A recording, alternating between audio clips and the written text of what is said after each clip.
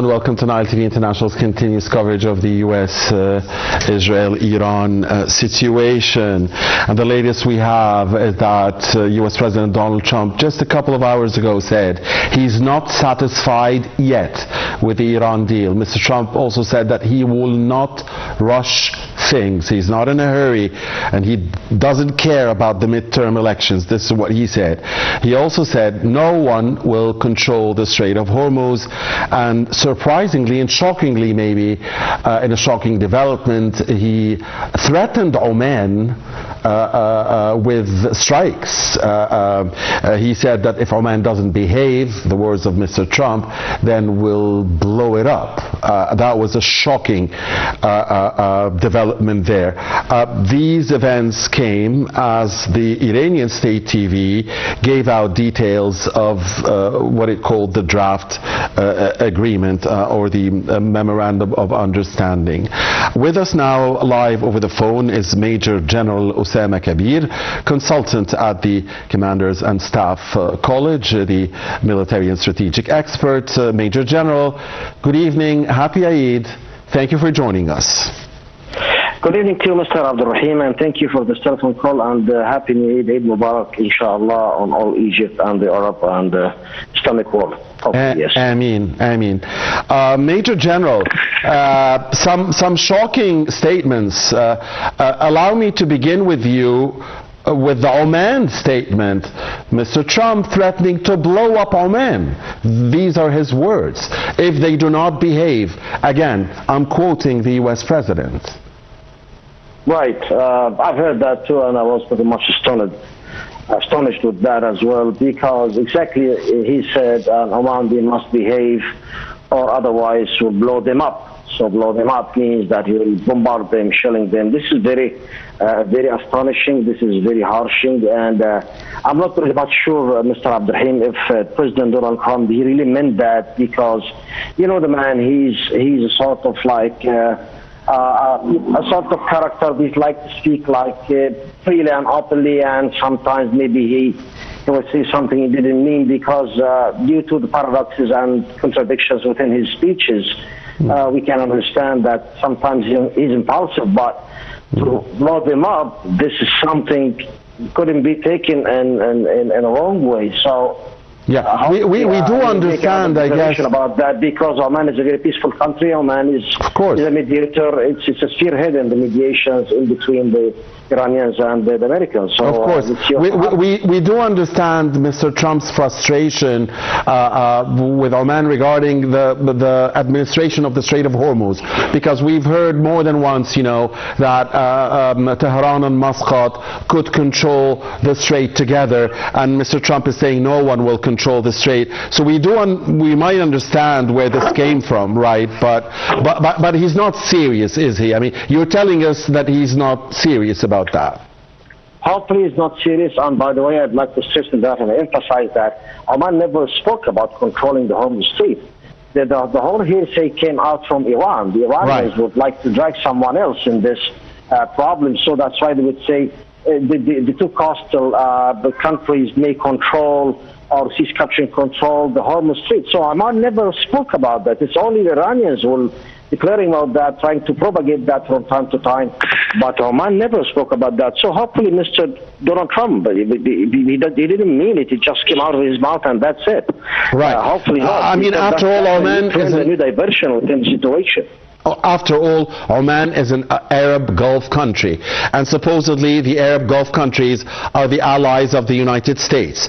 And of course, the Arab Gulf countries are the younger brothers, let's say, entre parenthèses, of Egypt. So, I mean, yeah, so he must have been like not serious. Hopefully, yes. Yeah. Hopefully, he would give another declaration about this speech specifically, because not Oman. I mean, we speak about anybody else like Oman. No, Oman comes at the first place in a very peaceful country within not only the Arab world, Mr. Abdurrahim. It's globally, Oman comes at the first place. who doesn't love Oman, actually? I mean, right. Oman is trusted by everybody, right? Very frustrating, by the way. A leading mediator in many international conflicts and trusted by everybody, the great country of Oman. Now, Major General, also the U.S. President now says, I'm not in a rush. Like a couple of days ago, or he seemed to be like very optimistic. We're going to reach a deal. It's going to happen very soon, and so on. Now he says, I'm not in a rush, and I do not care about the midterm elections. So obviously he knows that the Iran situation will have an effect on the midterm elections, but what should we make of his words, I'm not in a rush and I do not care about the midterm elections? You know what, Mr. Ibrahim, I think he does care, but sometimes in the realm of policy, he needs to, launch some of these declarations. Who doesn't care about the midterm election? Of course, Donald Trump does care, pretty much sure about that. He's caring about this midterm elections.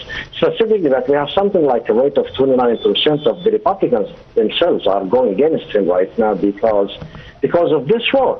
So it seems that the Iranians, and we do understand that from a long time, maybe a couple of months now, we have understood that the Iranians trying to drag Donald Trump to the midterm elections and put him in the front of the Republicans as well as all the Democrats against him. So if he said that, I would say that no, he does mean it and he does care about that. But sometimes, because we couldn't get to a point of convergence between the two counterparts now, as you understand, the ceasefire duration had exceeded 45 days, while the whole war did for 40 days. So that means there is a sort of distraction and the distortion in between the U.S. administration, and that's why you may hear a lot of that, but surely not.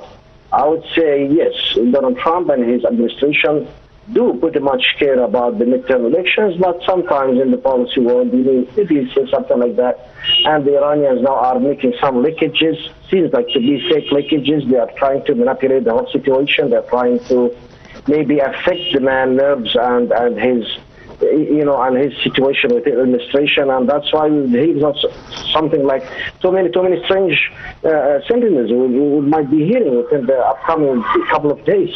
This is very, very annoying, by the way. Right. And by the end, yes, and as you just said, Mr. Ibrahim says we have felt with the feeling that they may get to a point of compromise, and suddenly the whole thing are turning up all upside down, which means the whole thing may break down again. They turn back to reignite the war, and that would be like too many casualties or massive, tremendous size of casualties to the two counterparts, by the way. And unfortunately, the GCC countries also are under threatening, whether by the Iranians and now by the Americans. It's very strange. Right.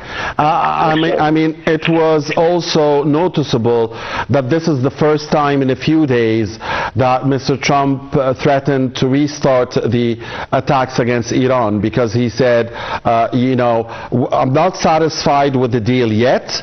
We will be satisfied, and if we're not, we're going to finish the job. So I guess I mean, the markets, if you look at the markets and the after trading hours of Brent and WTI, they have not been affected by these statements. I mean, still Brent is under 95 at 94, between 94 and 95. WTI is under 90, between 89 and 90. So they have not jumped on Mr. Trump's statements. I mean, so obviously also the markets do not really believe the threats of Mr. Trump to restart the war or to finish the job. That's in his words. But from your understanding, Major General Kaber, from your understanding, what went wrong? I mean, on Wednesday. I mean, just yesterday. I mean, everything seemed to be moving forward. The Iranian state television put out some details of what it said was the designed memorandum of understanding or the draft agreement, and Mr. Trump is saying we're not satisfied yet. So what's missing here? What's missing? Right.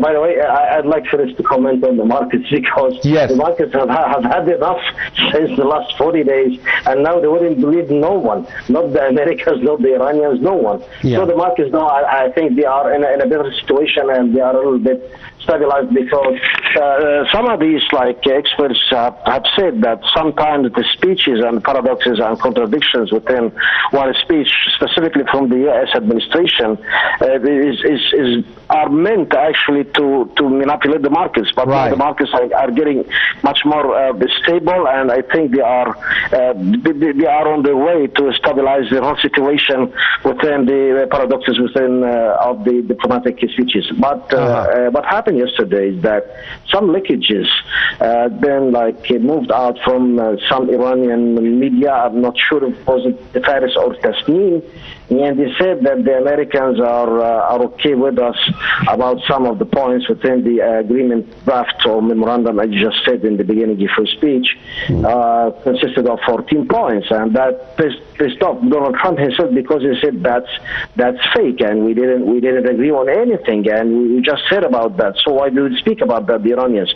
So it seems here, Mr. Mohammed Abdurrahim, that the Iranians are playing in some other way. They have reached to a point in a strategic level that to manipulate the United States administration from the inside, and they are launching and propagating these fake news specifically to trying to conduct or to reform a case of distraction in between the U.S. administration, and from which they can maybe achieve some of their positive points within the negotiations.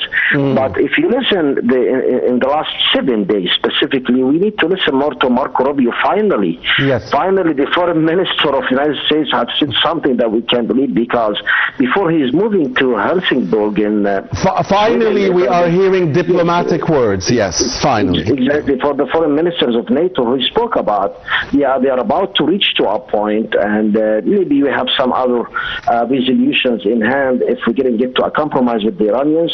And today also, Marco Rubio, he spoke, he said, I think we are moving forward and positively towards a good resolution between us and Iran, and to conduct some good hopes and feelings for the whole international community. I think they are moving still, but the Iranians, maybe they are blackmailing now the United States administration for some reasons, I would say, to approach to much more benefits and profits out of these negotiations. Certainly a possibility.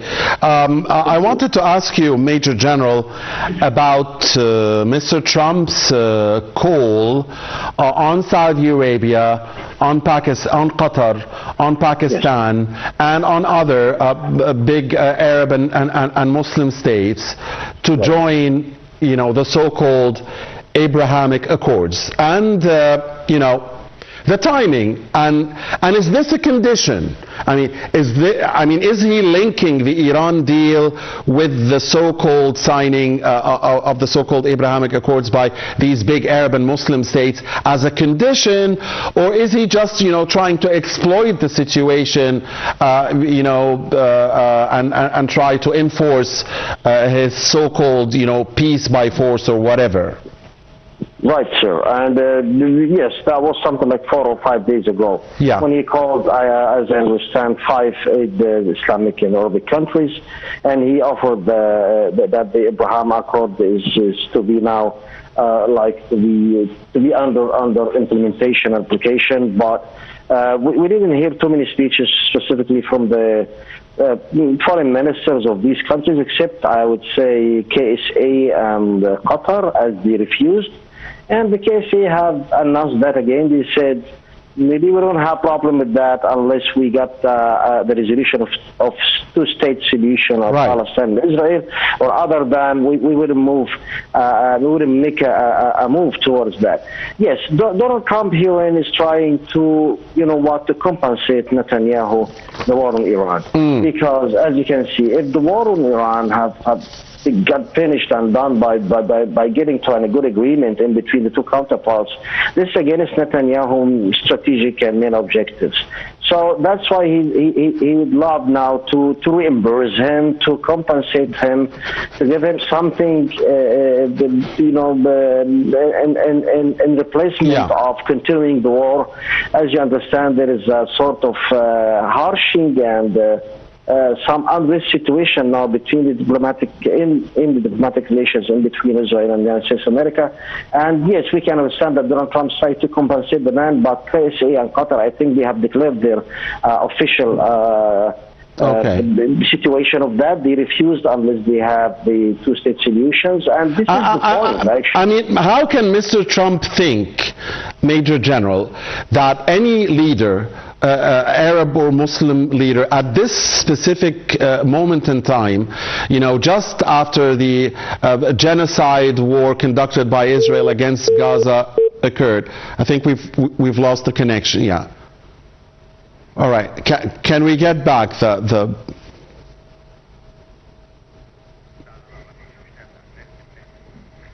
All right. So I guess we'll end it here, and we thank on behalf of you very much our dear distinguished guest with us now from Cairo. Talk to us via phone, the Major General Osama Kaber, the consultant at the Commanders and Staff College. Thank you very much, sir. And thank you, ladies and gentlemen, for following this special edition of news covering the latest concerning the U.S.-Israel-Iran situation. Please do stay with Nile TV. In some 23 minutes from now, we'll be back with a panorama of news and an update on the latest in politics, business and sports. Please don't go far.